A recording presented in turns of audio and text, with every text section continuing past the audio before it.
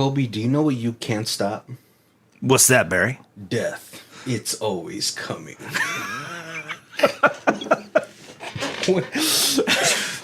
Kudos to you if you know where that's from. Hardcore fans might. They will. They will. Yeah. What's going on, guys? My name is Barry. This is Colby. And this is Who Watches This.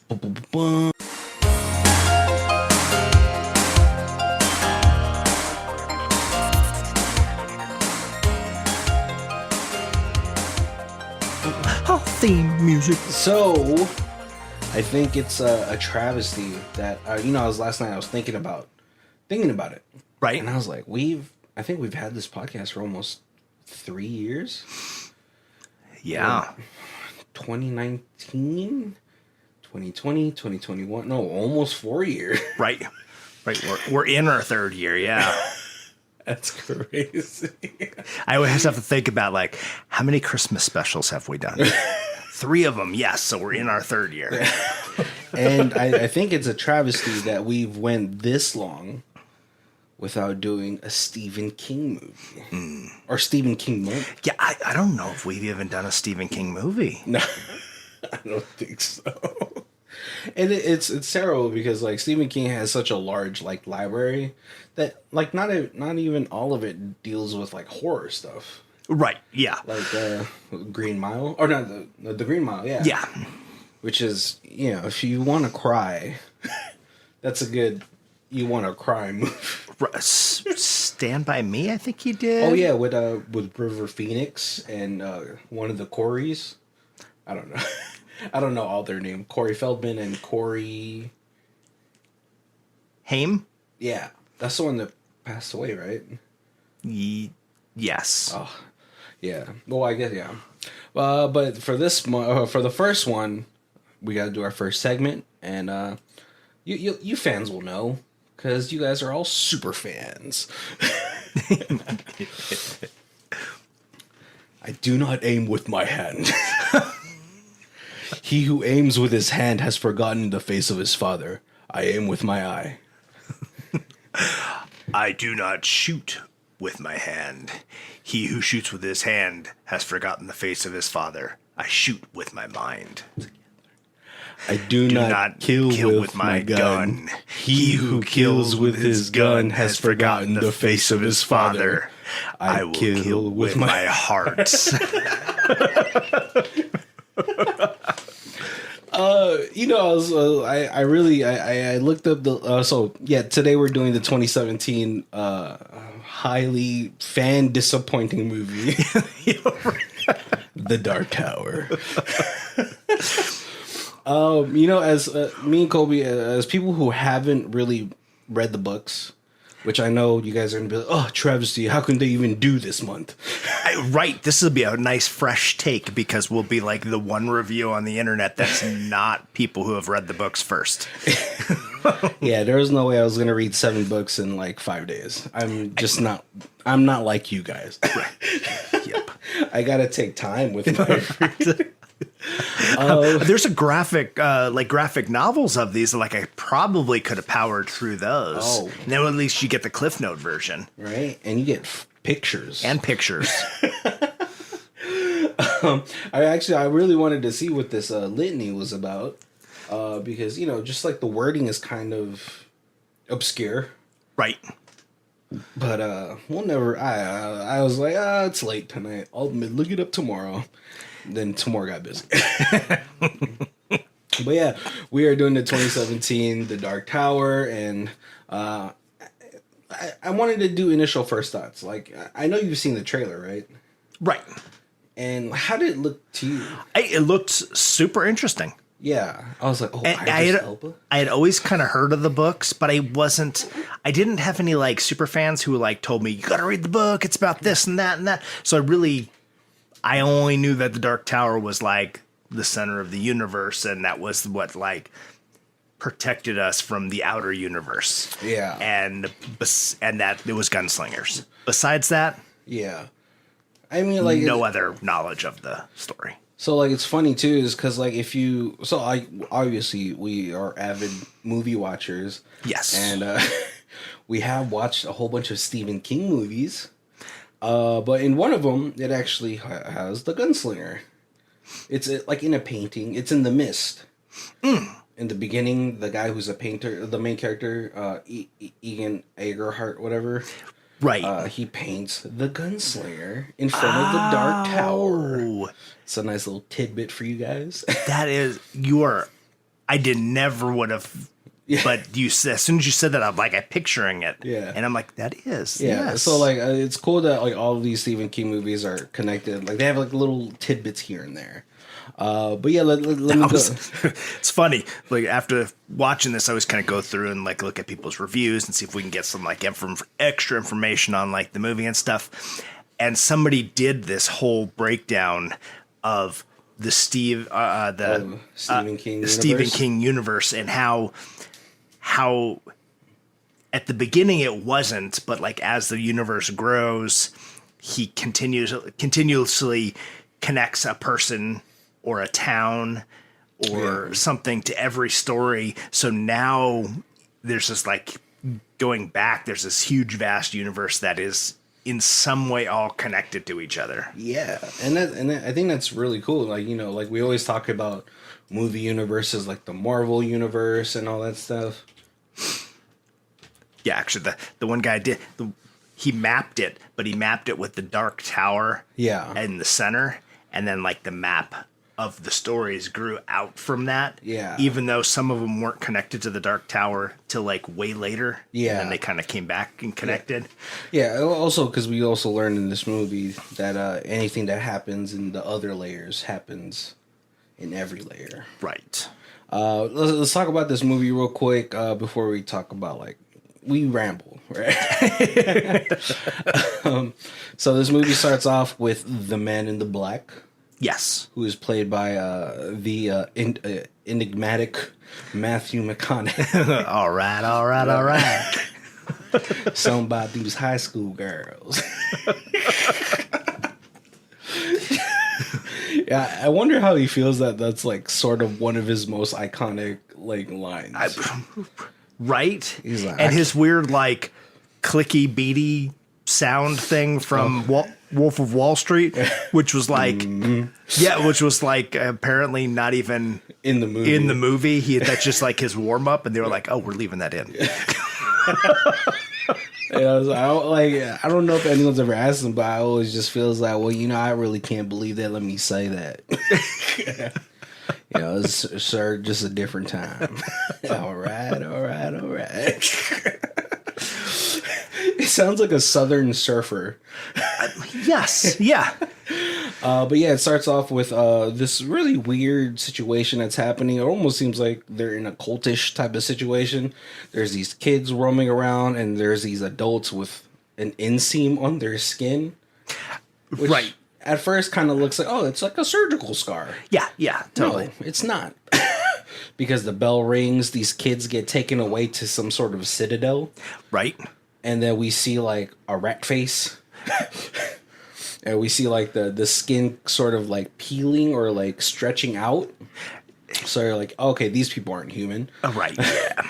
and then this beam shoots up into the sky. And then we get awoken by a kid, Jake Chambers, and he's in New York, and there's earthquakes, which is not normal. No, New York is not earthquake prone. Yeah, they are hurricane prone, maybe. Right, New York City, maybe not Buffalo. I think Buffalo is more inland. They're more blizzardy. And then so we start off the movie with our main character, Jake Chambers. He is living with his mother and his stepdad, Lon, which did not look like the guy in the photo that had fell down in his bedroom. So he's his stepdad. Yes. I was that's not the same guy. I was his stepdad fell down? What? The photo. Yes, right, from the earthquake, yep. But we learned that Jake is sort of suffering from lack of sleep, nightmares, maybe some psychology things, because the dad or the stepdad is we're just wasting money with this kid going to these specialists. Right. He doesn't seem to have Doesn't socialize well. He's got one friend that lives in the building, but doesn't seem to like socialize well at school. And Yeah, like a kid takes his notebook, and it's kind of like, like, first of all, the kid who took it is already at fault. You learn that in kindergarten. You keep your hands to yourself. Right, but new school rules, not allowed to fight him. He Right. touches your stuff, you just have to like... Tell a teacher. Yeah. No, because he's not going to learn. It's way easier to crack a kid in. Right. But he ends up having to go to his psych teacher, and he's showing his teacher all those drawings. And it's all drawings of his dreams. There's this man in black, there's this tower, there's this map that he's seeing. But then the next time he goes to sleep, he has another dream. Right. It's of course about the man in black again doing what he's doing to these children, but he also gets another dream of the Allstate man. It's not the Allstate Or man. Nationwide? No, this is Idris Elba, so he's the dad. Travelocity guy. No, the dad. Oh! Allstate. Yes. Or is it Nationwide? Nationwide is on your side. Yes. Not sponsored by Nationwide. No. Unless but you'd no. like us to. Yeah, because the dream, because the dream that he has is like there's like this field of dead bodies, and then it cuts to Idris Elba, who is Ronald, the gunslinger. Yep. And his father, who's also a gunslinger, and they start tripping out because they're like, close off your mind, because the man in black, who is Walter. These are like really old. My school grandpa's names. name was Walter. He wasn't evil. But they start reciting their creed, which is the one that me and Kobe tried to recite together. Yep. But unfortunately, Walter tells his father to stop breathing. Yeah, and that's when you realize that Walter is powerful black sorcerer. Is that what he's classified in? I didn't look up anything because I was like, thinking if I want to read the book, I don't want to look up anything because I'll spoil stuff. Yes, so he's been. Some people call him like a dark wizard, and some people call him a black sorcerer. So I don't know, being not a book, not have read the books. So. Yeah, but we also learned that his magic does not work on Ronald. Right. And a little bit like just a little tidbit for me. I was like, well, there has to be balance in the Force. Yes. Right? Yep. And so it just seems like Ronald is Walter's, just his other half. Yeah. So that was cool. But like for some reason when he was walking, Walter was like walking away. Ronald doesn't just shoot him. And maybe it's like a gunslinger code. He did try. But he did. shot with anger because his father had just died, so then Walter could just catch the bullet and like threw it off to the side. So he forgot his father's face. Yeah, In that moment. right. Oh, he did not kill with his heart, Right. or his heart was filled with so much rage. Yeah. So the kid wakes up. Jake wakes up again. He tries to tell his mother, but his mother's like, "Oh, you're acting so crazy." Not like that. She was like, "Oh, the school had recommended this psychiatric thing, upstate New York. We're gonna send you there for the weekend just to see how you, maybe Right. It's kind of okay." like a not really a private school, but a special school for troubled kids. I know. She should have went. Professor X was there. It's. Yep. And so the kid is like kind of like ruminating over it. He's walking around the city, and then he sees somebody with a shifty face, and then a homeless guy is like, "Stay away from him. Right. They'll take you away. They take kids like you."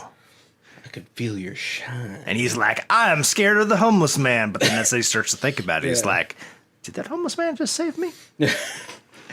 But when he ends I up, did like that they called it The Shine. Yeah, well, yeah, because that's what they have throughout the whole like Steven universe, or Stephen King universe. Yeah, because they say like, what's it called? The dude from the Green Mile had the shine. Yep. That he was, and I think maybe because The Shining was, well, obviously The Shine, because The that's evil The Shining. Shining. Yeah, and that's just like the overarching force throughout the Stephen King universe. Right, because they couldn't call it the Force because Lucas has already called it that. Yeah, and like the kids and from it, they had the shine. Yeah. But yeah, and so oh yeah, Jake goes home. He sees that they're already gonna take him away. But then he notices in one of the orderlies the scar on his neck, and so he parkours the fuck out of there. And then the chubby orderly parkours right after him. It was pretty impressive. I was like, when he escaped out of the bathroom, and then Yeah. I saw where he was going. I was like, oh my god, that's so dangerous. It's a 13-year-old? Yeah, no. he's You're just- like, of course I can climb a wall. The world is my playground. Yeah. This is my jungle gym. I haven't fallen and broken anything, so I don't know that that gravity exists yet. All right. Yeah, I was never one of those kids that climbed the fence on the baseball mound or the baseball thing. You know what I'm talking about? Oh yeah, no, I did that. I did not. I was. I was like, used to tell people I was part monkey. 'Cause, yeah, I'd climb every tree, fence. Yeah. No, see, my problem isn't climbing up. It's how am I going to get down? I'm pretty sure you've known kids that got up there and like, I don't know, I can't get down. Right. Yeah.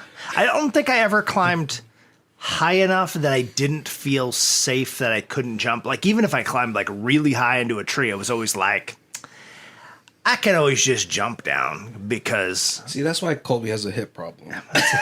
it's a distinct possibility. All that impact on his joints at a young age. No, and so the kid is able to kind of juke these people, and they're like, dude, the lady was running after him pretty fast in heels too. Right. But during his dreams, right, before he was about to get taken away, he had a dream about a house in Brooklyn. Right. The old Dutch Brooklyn or whatever, and he posted it up on some site, and someone replied. Because he's quite an artist. Yeah, he's a good artist. Yeah, and so like before they were going to take him away, he sees the post like, "Hey, this is my old neighborhood in Dutch Brooklyn," or whatever. Yeah. Or the old Dutch, something like that. So he ends up going to that house, and he's looking around. Nobody's there, but he sees like a little keypad, and he remembers one of the numbers that the kids in his dreams kept writing down, 1919. Right. So he opens up a portal, super cool, and it's cool that like it took time to like establish the connection too. It wasn't just like instantaneous. Yeah. Yeah. But before he can get on it, there was a house demon that was trying to attack him. But Jake's psychic powers was able to kill it. Right. And he didn't even know. He was just like, you leave me alone. And it just kind of, yeah. Yeah. But it's cool that it's funny is like on the portal he throws his Vans first. Right. Yeah, and then he got to the other side. So then he goes through the portal. It's like this rocky desert world, looks like the surface of Mars. Yeah. And I'm like, if they don't show him pick up his shoe and he has to walk a mile on this rocky ass ground with one bare foot, that's gonna cut up his feet, man. You know, it's funny. Someone told me that like if like humans were supposed to have like the under part of our feet were supposed to look like dogs. Yeah. And then we developed shoes. So, right, and then our feet got soft and weak. Yeah, soft and weak. Now it doesn't have to. Now it smells like expired Frito-Lays instead of new. I forgot. Someone told me like why like some dogs' paws smell like Frito-Lays. You know what I'm talking about, right? I totally do. But and so during this time, Walter goes back to his base and he's like, "Hey, there's been this unauthorized portal jump into our world from Keystone Earth, is what they call Midgar." Right. Oh, so quick flashback when they were like bolting the kids into the chair and then like siphoning their shine and shooting lightning bolt out of the top of their little coliseum because the prophecy was only the mind of a child could destroy the tower. And so yeah, so they were So that explains, using kids with the shine to to power up that beam. Yeah. But so Walter's now looking for this kid because someone had told him, oh, his shine levels are off the chart. Right. His midichlorians are the highest ever. Yep. And they're he's without even knowing how to use it, he destroyed the house demon. So yeah. Yeah. He is the Anakin Skywalker without turning to the dark side. Right. Yep. No, but he's able to run into Ronald, who puts a gun to a kid's head. But he's a pretty gruff character. He's like, there's no more gunslingers. They're all dead. Yeah. He's like, but you're a gunslinger. I've seen it in my dreams. And he pulls out a little picture he drew. And so he's like, wait. And like he mentions, like, I saw you in my dreams, just like the man in black. And then he freaks out. He's like, did he send you here to kill me? Right. But then when he's like, oh, your dreams, you could see the man in black and you could see where he's at. Well, we got to go to this town. You are now my friend because that's the guy I'm trying to kill. I'm gonna get my revenge on. So he takes him to this town. They travel quite a long distance to get to this town. They do have an overnight where at first they go through like a clown area, and I was like looking really hard. I was like, where is he? Where's Pennywise? Right. Yep. But that has to be like a little callback to, maybe this is where Pennywise hangs out, Right, and it was kind of interesting because Gunslinger's like, nobody knows how these places got here. They're just ancient ruins. And the kid's like, no, this is like an old circus, theme park. Yeah, theme park. Yeah. He's like, I don't know what that is. Who knows what they do? Who knows what they're here for?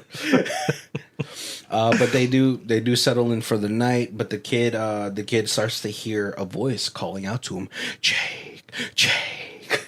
And so he starts to wander, which is like stupid. First of all, if you've never been in the forest at night, it's pitch black. Even if there's a full moon, still. Then there's just pitch black with a little bit of shadows. Right? It's super fucking scary. I've been in the forest at night. I'm like, I don't like this. Yeah, you're like, don't let the campfire go out. I was like, why do white people love camping? No, but then what's it called? Ronald wakes up. He gets woken up by Walter, and he's like, everybody around you dies. I was like, that's a fucked up thing to say. But he's able to reach the kid before he gets taken in by the darkness. Right. Which is super, and the thing is, it's just a tear after the beamquake.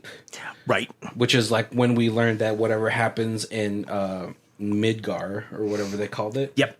Midland. Midland. It echoes throughout the rest of the realms. Right. And he kind of gives you like a 3-second explanation that there's like 7 realms, and each one, like, what happens in one affects the other, and then and the Dark Tower is what holds this force field that protects us from whatever is outside. Right, Cthulhu, basically. Yeah, very, very hellscapey. Yeah. Yeah, very Cthulhu, Eldrazi. Yep. Just anything that's not within our dimension, I guess. So he saves the kid, and they're able to go to this town, which is kind of looks like a very old Western type of town. Right. But he's, but this is like, well, actually, sorry. They do have a skirmish with a outer being that got through the tear. Oh, right, because when it calls Jake, it's in the form of his dad, and he's like, "You can't be my dad. My dad's dead." And he's like, "Not here. Not here. I'm not." And it he's also, like, "Huh?" He didn't know. Yeah. And then, It also tries to trick Ronald too. With his dad. Yeah, he's like, "Nope, he's dead." Pow. Yeah. But no, one gets through. This is kind of like, this is probably like my low point of the movie, just because it's 2017 and then the CG kind of looked already dated for me. You know what I mean? I think it would have been really dope if they had practical effects. Just saying. Right.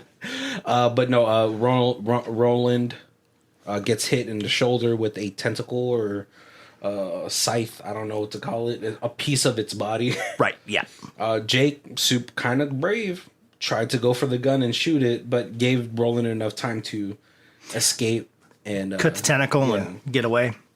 Or the tendril. No, but so when they get to the town, Jake goes to their seer, who's played by the beautiful Claudia Kim. And what's called Roland, he just has to kind of deal with his injury. Right. Yeah. He says he heals quick, but still gotta. Yeah, still messed up. Yeah, he's still messed up. But no, this is where the seer says like, "Oh my God, Jake's shine is so pure. It's the strongest I've ever felt." And they're able to communicate telepathically. Right. And and so like they're like, hey, we got to go back to Earth because then we can jump from Earth directly to Walter, which was really a really cool idea.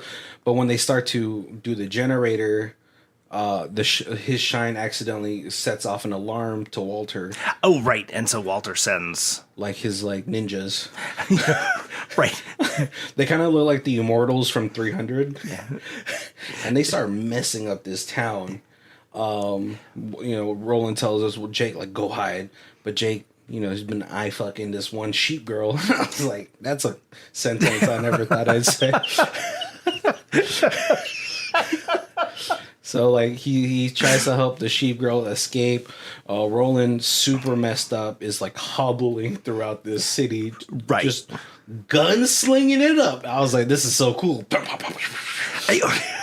Right, and it's 6 shooters, and it's like the different ways he reloads throughout this movie are fantastic. Oh yeah, and the speed at which he drops these bullets in, right, as it's spinning, like Roland is actually like, the depiction of him as a gunslinger is what I feel like what it looks like in video games when you're playing this type of character. Like the speed he reloads, the style that he does it. It's so cool. Yeah. But like, Jake gets kidnapped by one of the ninjas, and this is like where like I was like, oh my God, his gunslinging abilities, even when he's like damaged. Because he like tunes out everything, and he like snipes this thing from like 80 yards away, and he does it through like a window, a dress. Right. Yep. Well, I don't know if a dress would really change the trajectory. Maybe, I don't know. I don't know the physics of that. But like, sorry. Before this, they did say like it was law to always aid a gunslinger. But the people were like, are you really a gunslinger anymore? You're supposed to protect the tower. Now you lost. Now you're just out for revenge. Yeah. And Jake, he tries to, defend him. He's like, it's still in there. Right. Yeah. And so, it's like, of course he's still a gunslinger. Yeah. If I believe, then it's true. Yeah. But while this whole skirmish at the village was happening, Walter goes to Jake's house, tells his shitty stepdad, like, well, before that, like, they come into the house, and he's like, hey, do you mind? We don't have chicken where I live. Right, he's just in the kitchen cooking some fried chicken. I was like, I don't blame him, though. Fried chicken is delicious. Right. I would like that Stephen King always kind of does it. It's like, he's like the devil, but yet he's still, like, human and, like, has like needs and wants. Yeah, I mean, like the devil is supposed to like just indulge in everything that he wants. He can just like point at you and be like, "Stop breathing," and you die. But he can't make chicken unless he's got a frying pan and like some salt and pepper. Yeah, so he's able to find them because of the orderly and the people that were kidnapping. Right. The kids, and he's like, oh, you guys kill each other, bye. And so he goes to their house. He tells this shitty stepdad who's like, you just want to get rid of the brat. Like, I can read it in your fucking head, dude. He's like, stop reading. I was like, dude, that's such an OP power. Like,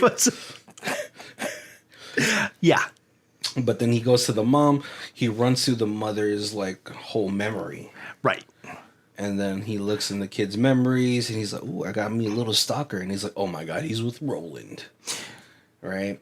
And so when Roland and Jake are able to get back to Keystone Earth, they portal into a Chinese restaurant. They go to the hospital, and he's like, "Listen, you can't bring guns in the hospital. They're already gonna question this freaking." And so when they come back with the blood work, he's like, "Dude, you have hepatitis A, B, C, D." You have radiation sickness. Oh, yeah. Like, you got a lot of things and you shouldn't be standing right now. Like, you don't just have AIDS. You have a super AIDS. Right? Isn't that what hepatitis leads into or something? We're no scientists here, but I feel like that's what it is. You're not only HIV positive.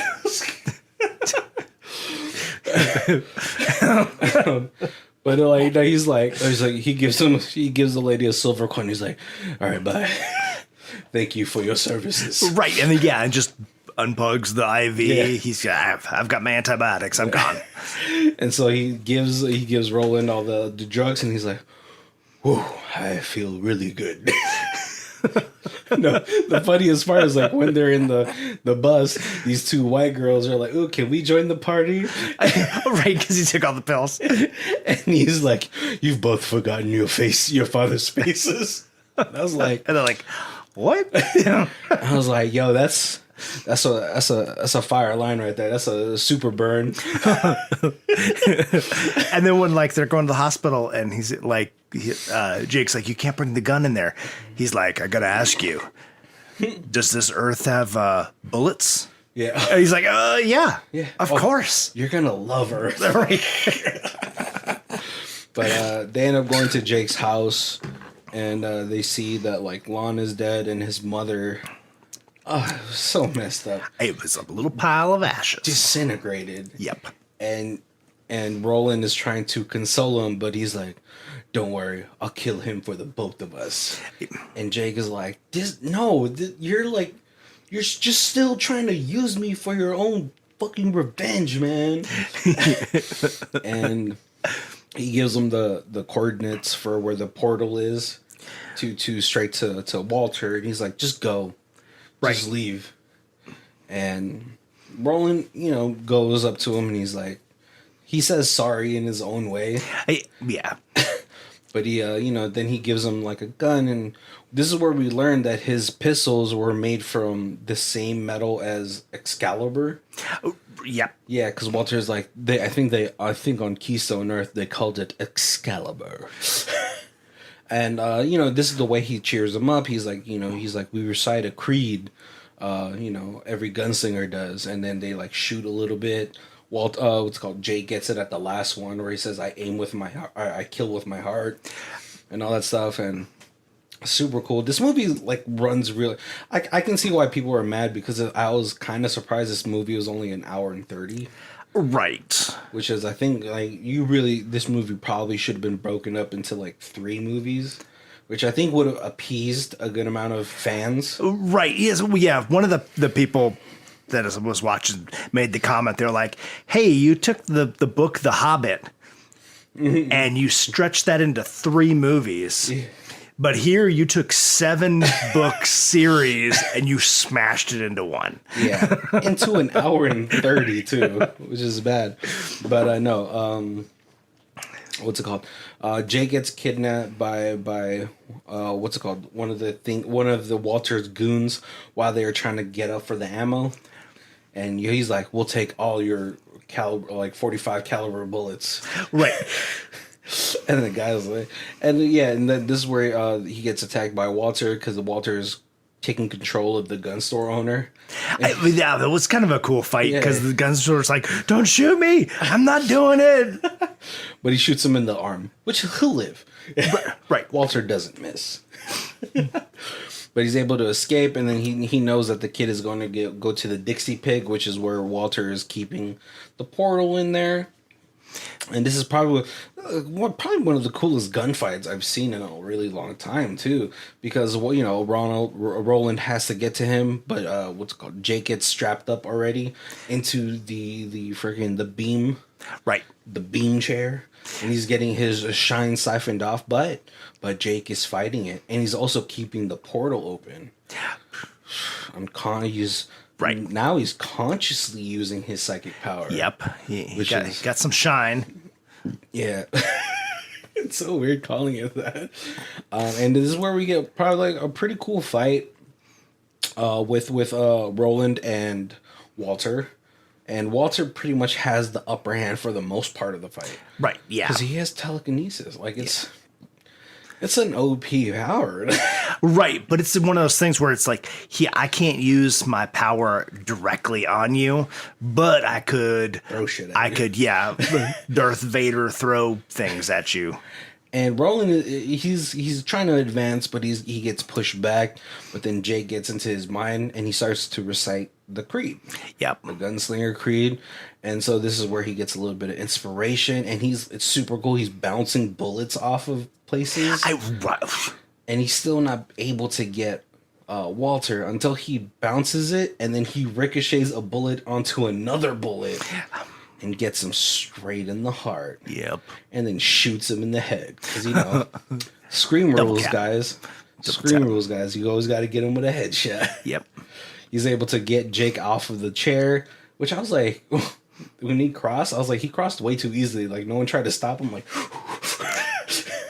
not the guy from freaking Cabin in the Woods. Yeah, right. No, but Roland. But he's not necessarily very nice to those people, so they could be like, "Oh, finally, he's gone. Good, yeah, we can." We could just even if they plan to escape, Roland implodes the entire thing by destroying the reactor. Yep. And and then right after this, like the portal destroys itself, or like the little nexus or whatever, it implodes with the citadel that was under Walter's control. Yep. And they do the most New York thing right after this, because they go get hot dogs.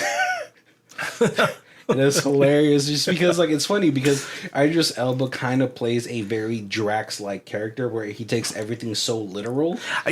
Right. Because he's like, what is this? It's a hot dog. Oh, savages. What breed? He takes a bite and he's like, what breed? But he's looking at Jake and he tells Jake, he's like, I can't stay here, right? He's like, yeah. And then he looks at, they have like a second to look at each other. He's like, why don't you come with me? He's like, there's nothing left. I was like super sad to say that there's nothing left for you, tying you here. And he's like, really? Yep. Because this kid's entire, the past year of his life, he's been ostracized, he's been thought crazy and everything. He probably just doesn't feel like there's nothing, his mom is dead. There's nothing left tying him here, so why not do the things that everyone always thought he was crazy for? Right. And he's got psychic powers. For now. Oh, we don't know how long this shine lasts. But I don't know, man. What's it called? Greenmount had it throughout his life. Right. Yes. So, and then the movie just ends. Dr. Sleep. Ewan McGregor has it when he's an adult. Oh, yeah. That's true. Well, that's Ewan McGregor. He's just an Obi-Wan variant. Right, yeah. He still has the Force. It's just the Force. And the movie's done.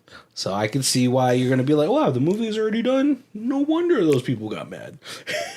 But let's go to our other section, guys. High star, a low star. Colby, where you at? So we got a 10 out of 10. Unexpected to be good. At first, when I decided to try to watch this kind of genre, I thought it was just another ordinary sci-fi that will just make me feel bored. But from the beginning of the movie, it started to catch my attention. That makes me crave to know more about it. The more I crave to know, the story becomes so damn interesting. Yeah, I must say that from my point of view, the story is not cliche, and it has its own recipe that stands out from one another. The idea is fresh, and I like the way that they blend fantasy and reality to make it a new flavor in film history. I don't understand why critics criticize this movie, but in my opinion, this type of movie is something that deserves a 10 out of 10. Dark Tower, best movie I've watched so far in 2017. That was the year it came out. And then we have a 1 out of 10. What is this? Such a disappointment. Story crap, not even close, just names of people stay. What? The rest is gone. And I love Idris, but Roland should be done by Clint Eastwood, as it comes out clearly from reading the book. The worst adaptation of book to film ever.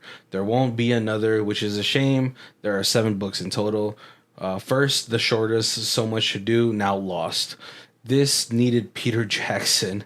What did you do, Steven? Yeah, that's okay. So the one thing I want to say is, like, one of the comments that I did read about this movie is that if you never read the books, this movie might be like a 10 out of 10 for you. If you read the books, it's 1 out of 10. Yeah. So for me, who did not read the book, I think this comes out like a really great adventure, like sci-fi adventure film. You know, about a kid discovering his powers, finding a mentor in Roland. And this is for Roland finding like a kid to sort of kind of live like for.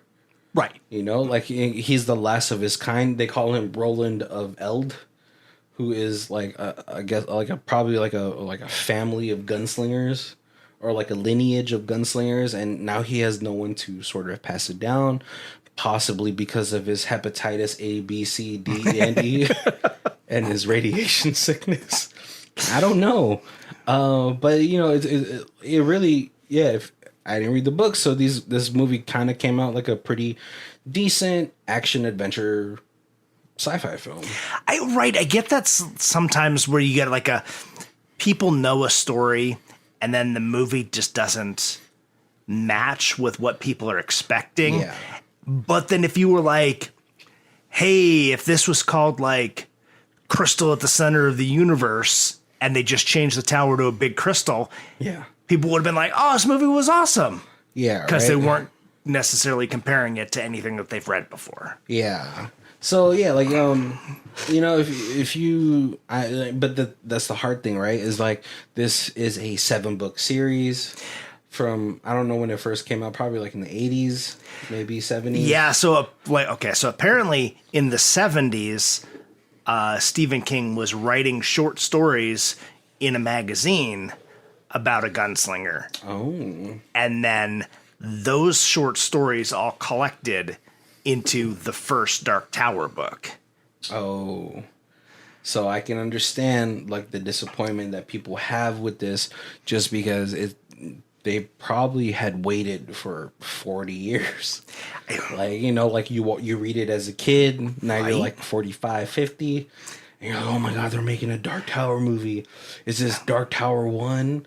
You know, which one is it going to be? And then you're like, they just tried to put all 7 books in this movie. Right, yeah, and that was the thing is a lot of people were saying was like some of the storyline is like from early books, and then you know, the Dark Man and like killing him, that's like the 7th book.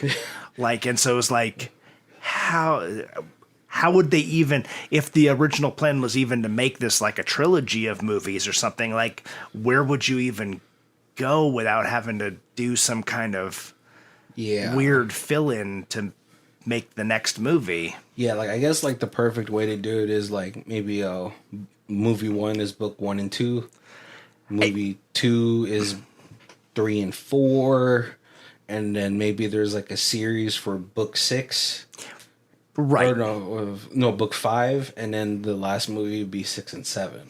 Right. You know, but like, you know, it's hard to kind of sign people, like especially like the 2 big stars in this movie, Idris Elba and Matthew McConaughey, to a 3-movie deal, to see if it'll even, like, you know. But the thing is like it's a Stephen King property. Right, yeah. There's no way that Stephen King fans wouldn't want to watch this movie. Right. Yeah, you've got a built-in fan base.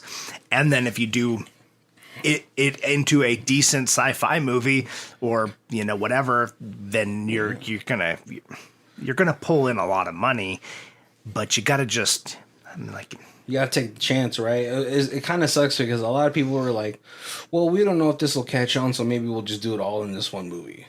Right.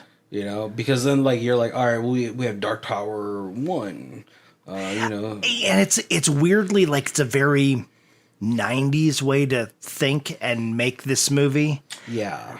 In 2017, people and film companies and movie production is so make this so we can make a sequel. So if this does well, we can make this into, into a trilogy. A trilogy at least. Yeah. So to make it where you're basically killing off the bad guy from the entire storyline in the first movie, you're just shooting yourself in the foot. Yeah. Well, no, I totally think they just thought this was just going to be a one-off. Originally, I guess the guy was when they screenplayed it. Yeah. It was that was the idea that this was going to be. Oh wow! That's why they got big actors and stuff, because they were like, we're gonna try to push this into 3 movies. Oh yeah. Because then if they wanted to do it like that, then Matthew McConaughey should have only really been in the last 5 minutes of this movie, where he's gonna do that little Thanos, fine, I'll do it myself. Right. And then apparently, the story is very much revolves around the gunslinger. He is by far the lead character. Watching this movie, you got it as the kid is the main character, and he meets the gunslinger. Oh yeah. This is the kid is Luke, and the gunslinger is Obi-Wan. Oh. I felt he's the mentor. He's going to be the guy who does the fight, but this is the kid's story. That's totally how I was. Oh, so that's another way that it disappointed the fan base. Because right. if this has been going on since the 70s, then the gunslinger is such a prominent figure in the whole Stephen King universe and all that stuff, which now once you delve into those specifics, then you could totally see why this was such a disappointment to the fan base. Yeah, it sucks too, because I heard you're supposed to see the turtle in here. Which is the natural enemy to it, right? To Pennywise, and I think I've seen a couple of videos on the Stephen King universe too, and it's just as rich as H.P. Lovecraftian universes. Right? Yeah. No, it's. I never realized. I could see that there was a connection between a few things, and I know that there's the same town name but when the guy mapped it out, I was like, wow, that's super impressive how over time everything starts to connect. And then it's these 2 books didn't connect. And then all of a sudden, 15 years later, a book comes out that connects those 2 outliers into the fold. Yeah, it was. Yeah, I guess the hints that they're trying to drop in this movie, if it had been successful, was the whole Crimson King, all the taggings of all hail the Crimson King, which I guess was supposed to be is probably the ultimate baddie in the Stephen King universe, right? Because I think I've heard of that from the YouTube videos, the Crimson, Pennywise serves the Crimson King, and all that stuff, but yeah, if you're able, if you've read the books and you're able to kind of just turn off, let me turn off that portion of my fandom, and let me just watch this movie for what it is. I think it's a super enjoyable film. Right. As I was watching it, I was like, man, this really feels like a 90s film. Like, you know, like this would have, if this was in the 90s, this would have been like Arnold Schwarzenegger or something like that. I totally got like dark crystals when they got the Gexies and they put them in that little like the little beam, the crystal beam, and it was like suck out their life. That was like, that's the kids shooting the beam to hit the Dark Tower. Yeah. Like, but yeah, this definitely for you, it kind of felt like a 90s film too, right? Yeah. Like the premise and everything. It's a very 90s, like, if you notice, there's not too much like blood spray. That was another thing. And actually, apparently Stephen King himself said that was like that the tone of the books is really dark and that it probably shouldn't have been a PG-13 because then they ended up having to lighten up a lot of that darkness. Yeah. I mean, it's funny though, because I feel like the jokes that were in here kind of worked. You know, like when Idris is in the hospital, he's like, do animals still talk here? He's like, what hold on, what do you mean still? Which is like, maybe the gunslinger talks to the turtle. I don't know. And it's certainly not acting. I thought Idris Elba did a fantastic job as the gunslinger. And I know that there was people who were like, hey, in the books, like that guy said, he looks like, you know, Clint Eastwood with blue eyes, and they make a big deal about that. But, I like it. Whatever. I never really mind gender switches, or not gender, like race. Like when they switch the race, I'm like, whatever, dude. It's like, whatever. Yeah. I'm like, if you got like Red Sonja and like, that's she's known for her red hair, like that's the whole she's named after it, and then all of a sudden you like make her like a white-haired Asian girl or something, you know, that's going to be like, that's weird. But he's you called know, the gunslinger, not like Caucasian gunslinger. Right. Not the blue-eyed gunslinger, you know? So like you said, I never really have a problem with that. Like, yeah, you know, it's very, I don't know. I know people have an issue with it because they're going to be like, oh, people, you know, the studio's just trying to be woke. But like, what does that do? Like, does it detract from like the storyline? You know, like with the Little Mermaid coming out, I think soon. Right. You know, people are like, well, you know, she's underwater, so she shouldn't be black. Well, it's like, well, technically, she's underwater. She shouldn't look like that. You know? Right. She should look like a manatee. Or like what's called the thing from the Black Lagoon creature. Right, yeah. Yeah, like, let's not fucking delve into friggin' scientific specifics, you know, because then you're not going to get what you want. Right. She look like a fucking manatee. Yep. So, yeah, and I loved Idris Elba in this role. I thought he, like, fit it really well. Yeah, and I thought the kid did a great job. Oh, yeah, the kid looked tired. I was like, man, I could feel how tired he looks. Like, the kid's like, I just want one good night of sleep. I don't remember what that feels like. It's been a year. But even if they, you know, try to smush books and stuff, I just wish it was 2 hours because there was just so much stuff they just glossed over that I wanted. Like the book, there's 7 books. There's such a rich lore, and so much of it got lost. Yeah. Which is unfortunate because, you have so much material to pull from. Yeah. That, like, you really could have got to, like, the meat and potatoes of things. Like, I was wondering if the seer was still alive. Right. There's a lot of things that you don't get to go back to. You know, and, it's funny. Did you notice what their portal number was? It's another callback to a Stephen King short story. Oh no! What's it? It's 1408. Wow. Interesting. Which I was like, oh my god, does that tie into the room 1408? Is that what's happening? Oh my gosh. Oh, and so interesting little side fact here before we kind of get to our final sections. Stephen King, like 30 years ago, apparently like he's really easy about like, hey, you want to do my story? Cool. Go ahead. Yeah.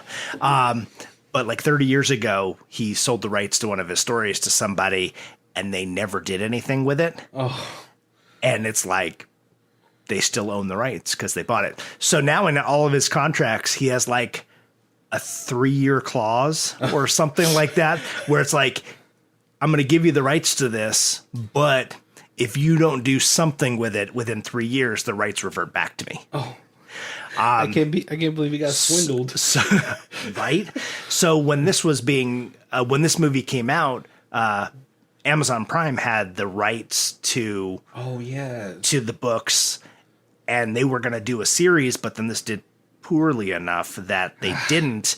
But a director recently just rebought the rights. Oh, so okay.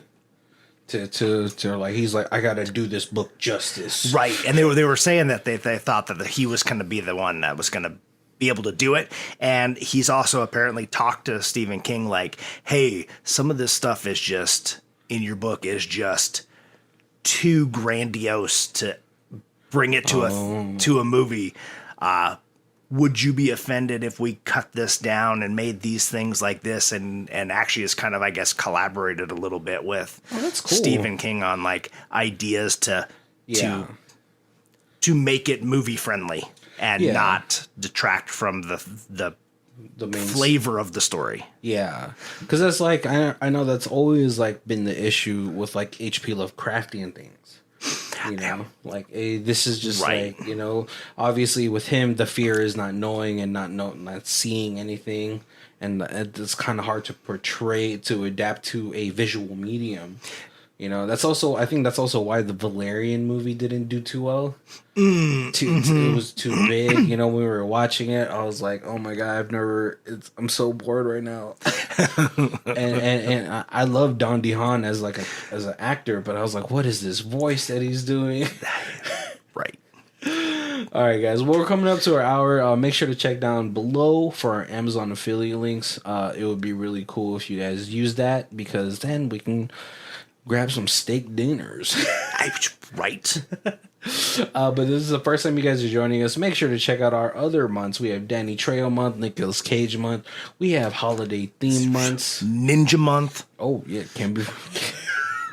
Yeah, if you ever want to watch or listen to our episode about Dancing Ninja, that'd be funny. Yeah, so musical month. We got a month on musicals that you've probably never seen. Right.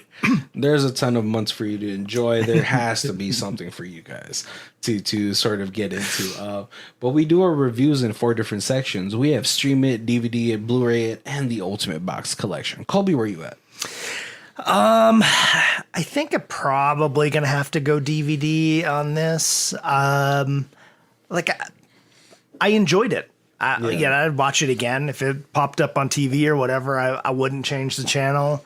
I don't know, like, unless the DVD's got, here's a bunch of cut scenes. We originally made it a 3-hour movie. It was rated R, and then we had to cut it down to an hour and a half, so it's PG-13. That would be like 100%. I would be grabbing the Blu-ray to get that. The Blu-ray has to be the director's cut. Yeah. Like, I enjoy this movie. I think it's fun. I would actually go Blu-ray regardless, just because I just like the story. It's a you know, I know this movie is not supposed to be this simple story, but it's a simple story. It's an easy watch. Has really cool action scenes that, like, you know, like, obviously, you know, we've seen like bullets being curved and all that stuff, and we've seen bullet time from Matrix and all that. But this just seemed like a lot of fun. And, you know, I know this isn't supposed to be like a kid's movie, but, like, you know, if I had kids, I'd be like, hey, you want to watch a really cool gunslinger? Oh, yeah, this is totally, like, family friendly. Yeah, which I know a lot of you are going to be like, you guys don't know anything, all right? You're supposed to see how he contracts hepatitis A, B, C, and D. Right. But yeah, it's just, I had fun watching it, and that's sort of where I want to go with my feelings towards the rating of Blu-ray, just because, yeah, and then the actors all brought it. No one was, like, slacking and anything. Yeah, totally agree. Like the mother, when she was, like, getting freaking magicked by Matthew McConaughey. Like you could just totally see the fear in their eyes. Yeah, I'm like it was big budget movie. Yeah. But it felt like it was big budget from 2000, not big budget from 2017. Yeah, and that's like really the only things. Like some of the things look too dated for me. I'm like, yeah, it shouldn't look like that from 2017. Come on, guys. But yeah, hope you guys enjoyed our episode today. We're coming up to an hour. Just want to thank you guys for everything. Make sure to check out our links down below once again. Oh, our Twitter, Facebook, Instagram, probably the easiest way to give us a thumbs up and a like and a share and leave a comment. Yeah. All right, guys. Thank you, guys. My name is Barry. This is Colby. And this is Who Watches This. If you guys want to check out the theme music, it is Lee Rosevere. It's called Arcade Montage. It's on our album Music for Podcast 3, and our Bandcamp is down below. Thank you.